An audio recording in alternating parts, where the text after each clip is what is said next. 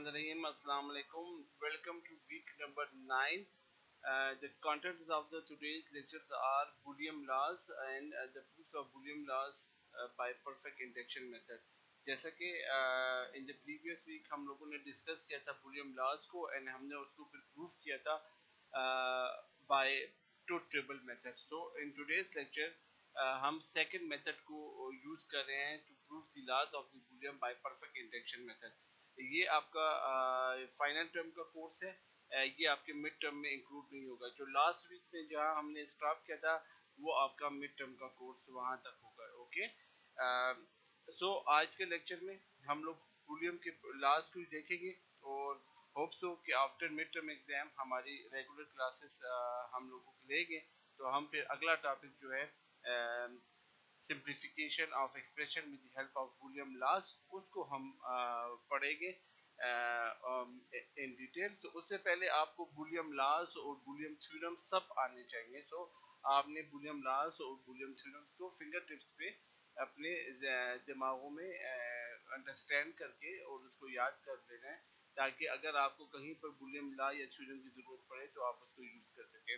So same last week में जैसा हम लोगों ने बूलियन लॉज को पढ़ा था वही लॉज दोबारा से एक नज़र आपकी दिखाया जा रहा है ताकि आपको बूलियन लॉज ज़हन में आ जाए कि बूलियन लॉज क्या है। मैं बार बार कहता हूँ कि आपको ये रूल नंबर 1A 1B या law number 1A 1B 2A 2B 3A 3B 4A 4B 5A 5B ये सारे आपको फिंगर टिप्स पे पता हो ताकि अगर आपको कहा जाए कि इनको प्रूफ किया जाए तो आपको ये आते हो। क्लियर?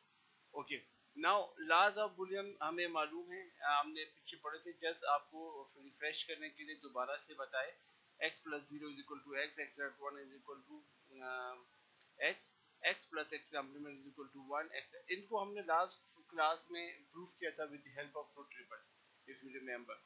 सो आज हम इन्हीं लॉज को प्रूफ करेंगे with the help of perfect induction method. हमने कहा था कि लॉज को प्रूफ करने के लिए दो मेथड्स को हम पढ़ेंगे। One is by truth table method जिसमें हमने ट्रूथ टेबल बनाया और उसके जरिए किया, and the second is the perfect induction method जो कि आज हम कर रहे हैं। परफेक्ट इंडक्शन मेथड क्या है?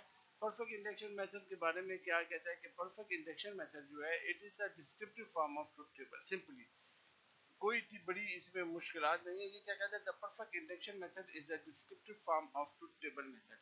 ये ट्रूथ टेबल की एक डिस्क्रिप्टिव फॉर्म आपको नजर आएगी। In this method, the LHS and RHS, LHS means left hand side and right hand side of the given equation are evaluated for all possible combination of the values of the variables and resulted in the identical values, thus proving the law। इसमें क्या होता है? Left hand side and right hand side, इसके तमाम equation की values को और तमाम नंबर ऑफ कम्बिनेशन जो कि उनके पास पॉसिबल कम्बिनेशन है, यानी अगर आपके पास एक वेरिएबल है x, उसका 0 और 1 टू पॉसिबल कम्बिनेशन ही है। इसी तरह y के भी 0 और 1, z के भी 0 और 1, a b c कोई वेरिएबल हो सकता है। तो उसके पॉसिबल कम्बिनेशन क्या होते हैं? 0 और 1 ही होते हैं। तो तमाम वेरिएबल के पॉसिबल कम्बिनेशंस को ट्रैक किया जाता है और एट द एंड क्या होता है कि आपके पास इक्वेशन जो होती है वो एवोल्यूएट होने के बाद आइडेंटिकल लेफ्ट हैंड साइड और राइट हैंड साइड की इक्वल आती है। तो उसकी वजह से क्या हो जाता है? लॉ प्रूफ हो जाता है। तो इधर यहाँ पर थोड़ा सा डिस्क्रिप्टिव फॉर्म में हमने ट्रूथ टेबल में जैसे एक टेबल बनाना था,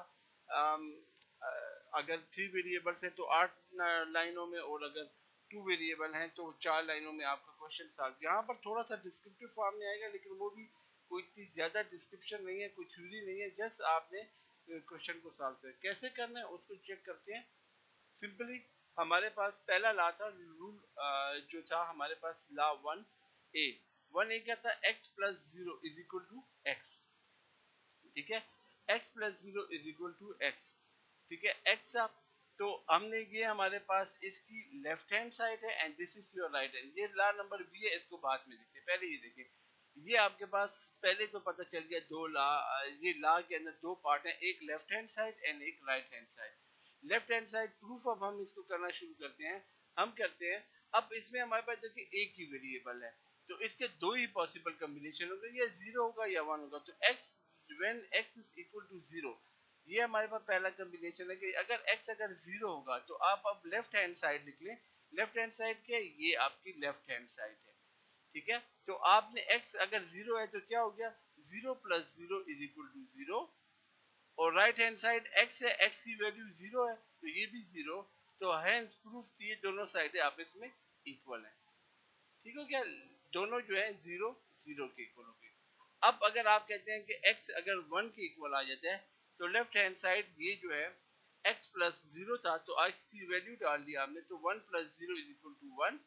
राइट हैंड साइड x की इक्वल है तो x is equal to 1, so both sides are equal, hence since x is equal to 0 and left hand side and right hand side दोनों, जब देखिए जब 1 था तो जब भी ये दोनों इक्वल थे, जब 0 था तब भी इक्वल थे, तो hence x plus 0 is equal to x is proof।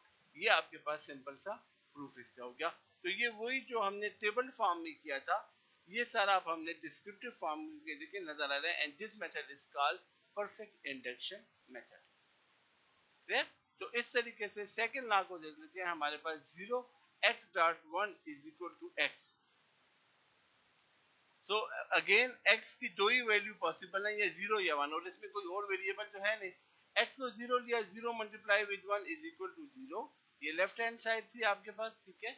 और राइट हैंड साइड तो ऑलरेडी 1x है, x की वैल्यू 0 है, तो ये दोनों इक्वल आ गए 0 के। जब x इज इक्वल टू 1 हो गया तो 1 multiply by 1 is equal to 1, and right hand side में x ही है तो x 1 का 1 है आ जाएगा।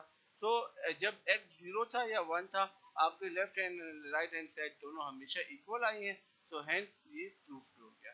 तो ये आपके पास सिंपल सा लॉ को प्रूफ कर दिया। Any question? जी क्लियर है? जी sir. Okay, now rule number 2a हमारे पास है x plus x complement is equal to 1। x plus x complement is equal to 1। अब इसमें आपके पास again left hand side and right hand side. Right hand side 1 है, already आपको मालूम है ये 1 के इक्वल है, तो ये देखिए राइट हैंड साइड तो 1 आपने लिख लिया, कोई इशू नहीं। लेफ्ट हैंड साइड में आपने अब दोनों कॉम्बिनेशन, अब ये x और x कॉम्प्लीमेंट को दो अलग वेरिएबल नहीं है, ये आपके पास एक ही वेरिएबल है। और आपके पास जो एक वेरिएबल है, तो एक वेरिएबल जो होता है, एक वेरिएबल का ये x कॉम्प्लीमेंट है, ये कोई दूसरा वेरिएबल नहीं है, समझ गए? अगर यहाँ पर y होता तो वो दूसरा वेरिएबल होता, ठीक हो गया। तो अब ये हमारे पास x है, x को हमने किया, x की वैल्यू 0 ली, तो x की वैल्यू जब 0 लाई तो 0 प्लस 0 कॉम्प्लीमेंट, क्योंकि x कॉम्प्लीमेंट है 0 कॉम्प्लीमेंट, तो अब ये कॉम्प्लीमेंट जो है ये हमेशा अपोजिट आएगा। तो जब आप 0 डालते हैं तो कॉम्प्लीमेंट क्या बन जाता है 1, तो ये x कॉम्प्लीमेंट क्या बन गया 1, तो 0 प्लस 1 इज इक्वल टू 1, और राइट हैंड साइड पे ऑलरेडी 1 है तो ये 1 इसके इक्वल आ गया। तो ये दोनों इक्वल हो गए, left hand side and right hand side. when x is equal to 1, x 1 है तो 1 कॉम्प्लीमेंट हमने वैल्यू डाली, 1 कॉम्प्लीमेंट क्या बन जाएगा 0, बिकॉज हमें मालूम है कि जब भी कॉम्प्लीमेंट में से कोई चीज इंटर हो, यानी कॉम्प्लीमेंट मतलब क्या होता है, इन्वर्टर होता है आपके पास, तो जब भी आप इसमें 1 डालते हैं तो यहाँ पर ये 0 बन जाता है, और जब आप 0 डालते हैं तो ये 1 बन जाता है। ये आप यानी x डालते हैं तो ये x कॉम्प्लीमेंट बन जाता है, तो हमेशा यूं होगा। तो जब आपने x की वैल्यू 1 डाली तो ये 1 कॉम्प्लीमेंट जो है ये 0 बन गया, 1 plus 0 is equal to 1, and right hand side देखें तो वो ऑलरेडी 1 है, तो हेंस ये भी आपके पास प्रूफ हो गया। अगेन सेकंड लॉ को देख लें, x dot x complement is equal to 0। x dot x complement is equal to 0 आया है हमारे पास, तो x dot x complement is equal to 0 में x की वैल्यू 0 डाली तो 0 कॉम्प्लीमेंट की वैल्यू 1 बन के anything multiply with 0 is equal to 0, and right hand side already 0 है तो ये भी आपके पास हो गया। जब x की वैल्यू 1 डाली, कॉम्प्लीमेंट की वैल्यू 0 हो जाएगी, सो आपके पास 1 dot 0 is equal to 0, and right hand side already 0 ही था क्योंकि ये आपके पास लॉ में लिखा हुआ है, सो आपके पास ये भी प्रूफ हो गया। यहाँ पर एक बात ज़हन में याद रखें, ये जो मल्टीप्लिकेशन हो रही है और ये जो एडिशन हो रही है, ये बाइनरी एडिशन और बाइनरी मल्टीप्लिकेशन नहीं हो रही, ये जो हो रही है ये लॉजिकल एडिशन और लॉजिकल मल्टीप्लिकेशन की बेस पे हम इनको ऐड और मल्टीप्लाई कर रहे हैं। लॉजिकल मल्टीप्लिकेशन और लॉजिकल एडिशन अगेन आपको जहनों में याद दिलाने के लिए आपको रिमाइंडर दे दूं कि ये वही चैप्टर नंबर 2 जब मैं कह रहा था कि वो बेस चैप्टर है आने वाले चैप्टर का, तो ये जितनी भी मल्टीप्लिकेशन और एडिशन हो रही है ये लॉजिकल हो रही है, और इसमें एंड गेट और आर गेट का यूज हो रहा है। सही है, इसको आपने भूलना नहीं है। इस लेक्चर को आप गौर से देखें क्योंकि आगे थ्योरम्स ऑफ बूलियन जो है वो आपने खुद प्रूफ करने होंगे और वो हमारी अगली असाइनमेंट आएगी जो कि मैं आपको क्लासेस शुरू होने के बाद समर वेकेशन के दरमियान में दूंगा। सो आप लोगों ने इसको गौर से इस टॉपिक को सीखना है बिकॉज आपने तो टेबल मेथड और परफेक्ट इंडक्शन मेथड दोनों के जरिए थ्योरम्स को प्रूफ करना है और वो आप लोगों की असाइनमेंट होगी। तो आपको अगर इधर कोई भी इशू आए तो समझ लें वो इस जैसा तो नहीं है बिल्कुल, लेकिन यही मेथड यूज करते हुए प्रूफ किया हुआ है तो आपको आना चाहिए फिर, ठीक है। Okay, third law of Boolean देखें। अब यहाँ पर हमारे पास कम्यूटेटिव लॉ है जो कि हमें मालूम है x plus y is equal to y plus x and commutative law of with respect to logical multiplication is x dot y is equal to y dot x। दो लॉज हैं, एक ये है एक ये है। 3a जो है 3a के अंदर आपके पास अब दो वेरिएबल x प्लस वाई है और यहाँ पर y प्लस एक्स है। तो यहाँ पर अब आपके पास हर एक वेरिएबल की दोनों वैल्यूज को चेक करना है। तो सबसे पहले हम चेक करते हैं कि जब x भी 0 और y भी 0 तो ये हमारा पहला कॉम्बिनेशन है क्योंकि हमने पहला कॉम्बिनेशन और ट्रुथ टेबल में ऑलरेडी आप ये कोई कॉम्बिनेशन पता है कि इसी तरह हमने बनाए थे। इधर भी यूं है कि पहले अगर x भी 0 और y भी 0 तो लेफ्ट हैंड साइड क्या हो जाएगी 0 प्लस 0 इज इक्वल टू 0। इसके अंदर फार्मूला ऐड किया, ये असल में क्या है x प्लस y है तो इसकी जगह हमने लगा दिया 0 प्लस 0 तो ये इक्वल टू 0 ही आ गया। इसी तरह राइट हैंड साइड में y प्लस x है तो this is your y and this is your x तो ये जिससे भी 0 आया तो hence both sides are equal. Again अब अगला कॉम्बिनेशन के x अगर 0 ही रहे और y अगर 1 कर दें तो देन भी हमने किया तो आपके पास 1 और इधर से 1 आंसर आ गया। अगला कॉम्बिनेशन तो टेबल में या जो कॉम्बिनेशन थी सारे इधर ट्राई करने हैं हमने। x अगर 1 हो जाए और y 0 हो जाए तो देन भी चेक किया फिर भी x प्लस है ये x है ये y है और ये y है और ये x है। Left hand side and right hand side आपके सामने ऊपर लिखी हुई है क्लियरली, ठीक है। ये तो ये हमने जब चेक किया तो उसके बाद भी आंसर 1 ही आया आप लोगों के लिए, ठीक है। तो ये भी प्रूफ जब x भी 1 और y भी 1 को लगाएं तो आपके पास 1 plus 1 is equal to 1 and 1 plus 1 is equal to 1। ये भी x प्लस y है और ये y प्लस x है। तो चाहे आप x प्लस y करें या y प्लस x करें हमारे पास ये हम इसको प्रूफ कर रहे हैं बूलियन के लाज को कि आप चाहे x प्लस y करें या y दोनों इक्वल आते हैं और कैसे आते हैं हम उसको प्रूफ करके बता रहे हैं। और यहाँ पर देख लें अब आपको यहाँ पर क्लियर हो गया कि 1 प्लस 1 से 2 यहाँ पर नहीं लिख सकते। क्यों नहीं लिख सकते? बिकॉज ये लॉजिकल एडिशन हो रही है और ये लॉजिकल एडिशन के अंदर आपके पास 0 और 1 के अलावा कोई और वैल्यू नहीं आएगी। यहाँ पर 2 3 4 आना ये पॉसिबल नहीं है। तो ये आपके पास लॉजिकल एडिशन हो रही है और लॉजिकल एडिशन के लिए आपके पास ऑर गेट के जरिए जो टेबल है वो आपने याद रखना है, ठीक है। तो जैसा कि हम लोगों ने देखा कि हमने x की वैल्यू जब 0 थी और y की 0 या x की 0 और y की 1 या x की 1 और y की 0 या x की 1 एंड y की 1 ऐसी तमाम वैल्यूज को जब भी हम लोगों ने इंटर किया तो हमारी left hand side right hand side की इक्वल आई। Hence x plus y is equal to y plus x proof हो गया कि ये दोनों जो है एक दूसरे के इक्वल है। चाहे हम इसमें कोई भी वैल्यू डाल दें x और y की, लेकिन ये x plus y is equal to y plus x हमेशा एक दूसरे के इक्वली आंसर देगा। क्लियर हो गई बात? कोई क्वेश्चन है तो पूछिए।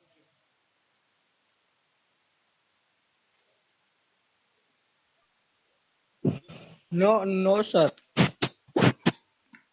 Okay, now second third B law का जो थर्ड लॉ का सेकंड पोर्शन है that is x dot y is equal to y dot. And again remember कि ये आपके पास एंड गेट का फंक्शन यूज हो रहा है।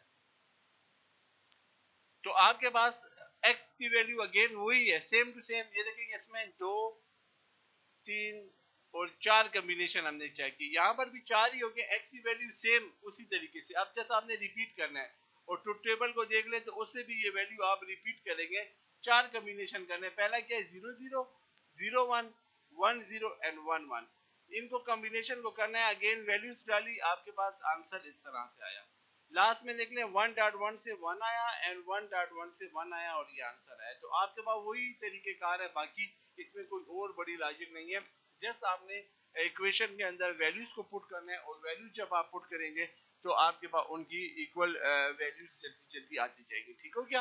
तो ये आपके पास था rule number 1A 1B 2A 2B and 3A and 3B। ये सारे के सारे रूल जो है ये आपके पास अभी तक हम लोगों ने डिस्कस किए। इजी है क्योंकि हमने ऑलरेडी ट्रुथ टेबल मेथड कर लिया हुआ था, उसमें हमें कॉम्बिनेशन मालूम हो गए हुए थे, तो ये रूल आपके पास इजी आता है इस तरीके से। ठीक हो गया? आगे चलते हैं rule number 4 associative law with respect to logical addition. इसके अंदर हमारे पास क्या है? इसके तरफ 3 वेरिएबल्स हैं। ठीक है? तो you must be clear about the variables कि जब ये x y z हो गए ना, ये डिफरेंट वेरिएबल, अगर इधर किसी के ऊपर कॉम्प्लीमेंट है तो वो डिफरेंट वेरिएबल नहीं है। अगर हाँ वो y कॉम्प्लीमेंट हो तो वो डिफरेंट ही होगा as compare to x। Clear? तो अगर y है और y कॉम्प्लीमेंट है उसका मतलब एक ही वैल्यू है, ऐसा कोई भी वैल्यू। तो अब इसमें हमारे पास कितने वेरिएबल हैं? 3। तो आपको पता है 2 पावर n फार्मूला इधर भी यूज होता है, तो total 2 power 3 is equal to 8 combination बनेंगे। और ये 8 कॉम्बिनेशन वही बनेंगे जो ट्रुथ टेबल में हमने यूज किए हैं कि पहला कॉम्बिनेशन बनेगा 0 0 0, अगला 0 0 1, उससे अगला 0 1 0, फिर 0 1 1, फिर 1 0 0, ये कॉम्बिनेशन बनेगा। और इसी तरीके से आपके पास फिर अगला कॉम्बिनेशन जो है 1 0 1 1 1 0 1 1 1, ये आखिरी कॉम्बिनेशन बनेगा। तो ये याद रखें कि कॉम्बिनेशन यहाँ पर भी आपको रिक्वायर्ड होंगे जैसा कि ट्रुथ टेबल में था, तो वही कॉम्बिनेशन आप रफ वर्क में साइड पे बना सकते हैं और फिर यहाँ पर ऐड कर सकते हैं। देन सिंपल आपने क्या करना है, जब आपको ये वैल्यूज मालूम हो जाए तो आपने इस इक्वेशन में x plus y plus z में, ये देखें x है, ये y है, ये z है, इनमें जस्ट आपने वैल्यूज डाली और उनको सॉल्व कर लेना है। इसी तरह राइट हैंड साइड ये, लेफ्ट हैंड साइड ये, इनमें वैल्यूज डाली और उनको प्रूफ कर लेना है। ये ऑलवेज इक्वल आएगी। जहां कहीं ये इक्वल नहीं आई इसका मतलब ये होगा कि आप लोग जो है गलती कर रहे हैं और जो है ये कभी भी आंसर डिफरेंट नहीं आ सकता। अगर डिफरेंट आंसर आएगा तो वो गलती हमारी होगी, हमने कोई गलती की होगी तो वो आंसर डिफरेंट आएगा। अदरवाइज ये हमेशा इक्वल आएगा क्योंकि ये लॉ है। वंस कोई लॉ यूनिवर्सली बन जाता है तो वो कभी भी जो लॉ है उसकी वैल्यूज गलत नहीं आती। अगर कहीं पर गलत आएगी तो आपने खुद को चेक करना होगा कि हमसे कहीं पर कोई गलती हुई है। क्लियर? तो इसी तरीके से वैल्यूज पुट करते रहेंगे आप, लेकिन सबसे बड़ी बात यह कि आपको ये कॉम्बिनेशन याद हो। तो आप इसको जल्दी से अपने रफ वर्क में, जब इसको सॉल्व करने से पहले रफ वर्क में आपको जो मैंने टेबल बनाना सिखाया था उसमें ये वैल्यूज बनाना सिखाई थी, आप जल्दी जल्दी इन वैल्यूज को साइड पे यूं बना देंगे तो आपको फिर कोई गलती करने का चांस इसमें नहीं होगा। ठीक है? आपको याद हो मैंने आपको ये वैल्यूज बनाना सिखाई थी। तो ये टोटल 8 वैल्यूज है, 1 2 3 4 5 6 7 8। ये आप रफ वर्क में अपने बना देंगे कॉपी पे या पेपर के अंदर, तो आपको इस रफ वर्क के अंदर ये मसला नहीं आएगा कि ये आपकी वैल्यूज किस तरीके से। अगर इसमें आपने गलती आगे पीछे कर दी तो आप गलती कर सकते हैं, अदरवाइज इस क्वेश्चन में और कुछ भी नहीं है। ठीक है? सो ये अगर आपने देख लिया तो मैंने आपको ये होमवर्क दे दिया। ये होमवर्क आप अपनी कॉपियों पे कर लें। इंशाल्लाह आफ्टर मिड टर्म जब हम क्लासेस ओपन करेंगे तो मैं ये होमवर्क आपकी कॉपियों पे चेक करूंगा कि आपको ये ला समझ आया है कि नहीं आया। सिंपली यहाँ पर आप देखें, इसमें कोई इशू है, कोई मसला है तो आप क्वेश्चन कर सकते हैं मेरे से। Any question? No, sir, no, sir. Okay, now हमारे पास आखिरी लॉ है, that is the fifth law, distributed law of logical multiplication और लॉजिकल एडिशन। अगेन इसमें 3 वेरिएबल्स हैं। बाकी अंदर जो इक्वेशंस को सॉल्व करना है वो कोई इतना मुश्किल काम नहीं है, बहुत ही सिंपल लॉजिकल मल्टीप्लिकेशन और एडिशन यूज हो रही है। इसके लिए आपने एंड और आर गेट का टेबल याद रखना होगा। और देन अगेन इस क्वेश्चन को सॉल्व करने से पहले भी आप रफ वर्क में अपने लिए टेबल इसका क्रिएट कर लें कि इसके अंदर कौन कौन से पॉसिबल कॉम्बिनेशन है। वही चीज रिपीट हो रही है बार बार जो हम लोगों ने लास्ट वीक में भी की थी और सीखी थी बड़े अच्छे तरीके के साथ। तो अगर आप लोगों को ये आ जाता है तो आपके लिए ये कोई भी इश्यू नहीं होगी कि ये सारी वैल्यूज जो है कैसे बन रही हैं। 1 2 3 4 5 6 7 8 ये वैल्यूज हैं। देखें ये हमने पहला combination 0 0 0, then 0 0 1, then 0 1 0, then 0 1 1, and 100 check किया। तो देखें आप इसके साथ साथ टिक करते रहेंगे कि आप कौन कौन सा कॉम्बिनेशन चेक कर चुके हैं ताकि कोई गलती का चांस ना हो। बाकी आपने इसके अंदर डॉट था तो 0 डॉट 0 प्लस 1 है, तो पहले इसको सॉल्व किया तो 0 आ गया, फिर 0 डॉट 0 से 0 आ गया। इसी तरह ये आपने पहले इनको सॉल्व किया तो 0 प्लस 0 आ गया, 0 डॉट 0 एंड 0 डॉट 0 से 0 डॉट 0 से 0 एंड 0 डॉट 0 से 0 है, दोनों को प्लस किया 0 आया, आंसर आ गया। इसी तरह जब आप इसको भी सॉल्व करेंगे तो यहाँ पर एक बात को आपने याद रखना है कि जो पहले पैरेंथेसिस है उसको सॉल्व करना है, डायरेक्ट इसको मल्टीप्लाई नहीं कर लेना, अदरवाइज आप गलती करेंगे। जो देखिए इधर मैंने हर एक स्टेप को अलग अलग सॉल्व किया हुआ है, यही इसके अंदर का मेन खूबसूरती है कि आपने पैरेंथेसिस को अकॉर्डिंग टू द प्रायोरिटी पहले हल करना है। 1 प्लस 0 से 1 पहले आया, फिर आपने अगर आप पहले मल्टीप्लाई करने इस पूरी टर्म को, देन आंसर गलत आ जाएगा। तो आप लोगों ने हमेशा पैरेंथेसिस को चेक करना है, ठीक हो गया। तो इस तरीके से ये आपके पास आ गया इसका आंसर। इसी तरीके से अगला कॉम्बिनेशन भी टिक करते रहेंगे रफ वर्क में 101 110 एंड 111। अगेन यहाँ पर भी ज्यादा ख्याल ये रखना है कि देखिए जो पैरेंथेसिस है पहले इसको आपने हल किया u 1 प्लस 1 से 1 आया बिकॉज ये लॉजिकल एडिशन हो रही है, और उसके बाद 1.1 से मल्टीप्लाई किया तो 1 आ गया। इसी तरीके से 1.1 से पहले 1 1.1 से 1 निकालें, फिर इनको ऐड करें और ये आपके पास ये आंसर आएगा। तो यहाँ पर बस ये कि आपने मेन काम करना है कि इसको केयरफुली काम हल करना है, अदरवाइज फिर ये आपके आंसर गलत भी आ सकते हैं, ठीक हो गया। तो इस चीज के ऊपर आपने कंसंट्रेशन रखनी है। कोई इशू कोई मसला हो आप पूछ सकते हैं, बिकॉज ये अभी मैं होमवर्क आपको दे रहा हूँ, होमवर्क के अंदर आप करेंगे इंशाल्लाह।